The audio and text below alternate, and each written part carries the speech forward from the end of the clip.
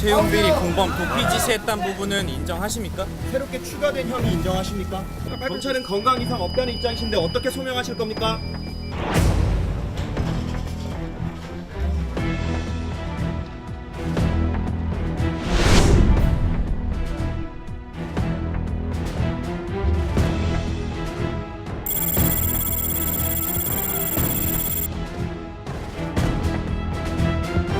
법무부가 대한민국 언론 환경을 노동시대로 돌리려고 하고 있습니다.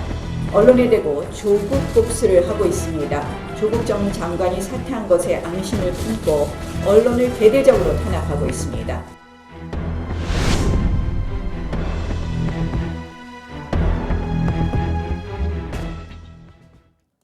네, 오늘 오전 서울중앙지법에서는 조국 전 법무부 장관 동생의 두 번째 영장실질심사가 열렸습니다.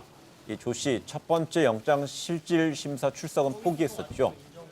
오늘은 휠체어를 타고 목 보호대를 한 상태로 출석을 했습니다. 강제집행 면탈 그리고 범인 도피 혐의 이 두 가지 혐의가 이제 추가된 상태인데요. 아무래도 혐의에 대해서 적극적으로 소명하기 위함이 아닐까 이런 분석이 나오는 것 같습니다. 그렇습니다. 눈여겨봐야 되는 것은 이전에 적용했던 것보다 2개를 추가를 했다는 건데 강제집행 면탈하고 범인 도피 혐의를 추가를 했다는 건데 근데 행위의 내용은 변한 게 없어요. 강제집행 면탈이라고 하는 게 웅동학원 채무 관련해서 캠코와 관련한 여기서는 여러 가지 죄목을 적용을 했는데 여기다 하나를 추가를 하니까 강제집행 면탈인 거고 그다음에 교사 돈 받고 채용한 혐의와 관련해서 공범들을 도피를 시킨 거에 대해서 이전에는 증거인멸 교사 이거를 이제 적용을 했는데 여기에다가 범인 도피 혐의를 추가를 한 것. 이렇게 본다면 어떤 행위에 대해서 새로운 범죄 행위를 찾아낸 게 아니라 기존의 행위에 대해서 이제 죄목을 더 붙인 것. 그래서 구속영장 발부를 위해서 법리적인 근거를 더 확보하려고 한 것 같은데 영장 전담 부장판사가 어떤 판단을 내릴지 조금만 기다리면 결과가 나오지 않을까 싶습니다. 우선은 지금 두 가지 추가된 혐의와 관련해서 이 기존에 있었던 혐의의 연장선이라고 얘기하지만은 보강 수사를 통해서 이거를 집어넣었다는 건 뭐냐면 두 개가 다 굉장히 중범죄에 해당되는 거예요. 그러니까 우리가 채무 면탈 그러니까 어려운데 쉽게 얘기하면 강제 집행해서 돈을 말하자면 공기관에서 가져가는 걸 막기 위해서 사기 비슷한 수법으로 그게 바로 위장 이혼인 거예요. 그러니까 위장 이혼을 했다고 하는 나름의 여러 가지 증거를 보강을 했을 것입니다. 그리고 또 한 가지는 이제 바로 범인 도피 이것도 굉장히 이 큰 중죄이기 때문에 이제 나머지 하나의 변수라고 하면 이제 지난번에 매우 이례적으로 적용했던 건강 상태.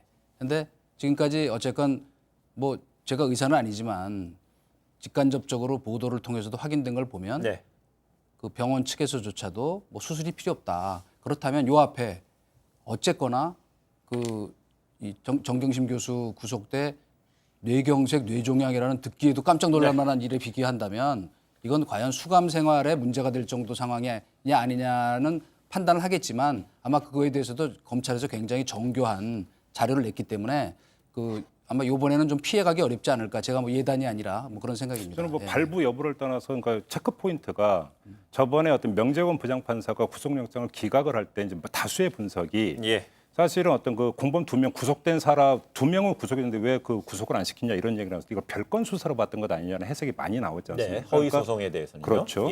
그래서 결국은 주된 부분이 배임 혐의인데 이거에 대해서 범죄 성립에 다툼의 여지가 있다라는 이유를 댔는데 나머지 부분에 대해서는 결국 별건 수사 아니냐고 봐서 중시를 하지 않았고 그래서 구속영장 기각으로 가지 않았는가 이제 이런 다수의 분석이 있었는데 이번에는 지금 판사가 다른 사람이란 말이에요. 이거에 대해서 어떻게 판단을 내릴지 체크 포인트는 사실은 여기에 있는 것 같기도 해요. 사실은 조금 전문적인 얘기지만 거기에 하나만 보태면은 지난번에는 이게 별건 수사를 하기 위해서 가장 구속하기 쉬운 말하자면 뇌물수수 이걸로 일단 구속을 해놓고 하려고 했던 것이라는 의혹을 샀던 것이니까 이번에 말하자면 검찰로서 정면승부를 한 거예요. 제대로 말하자면 문제의 핵심을 찝어서 이제 영장에다 집어넣은 거니까 진짜 어떤 판단할지 두고 봐야 될 거죠. 알겠습니다.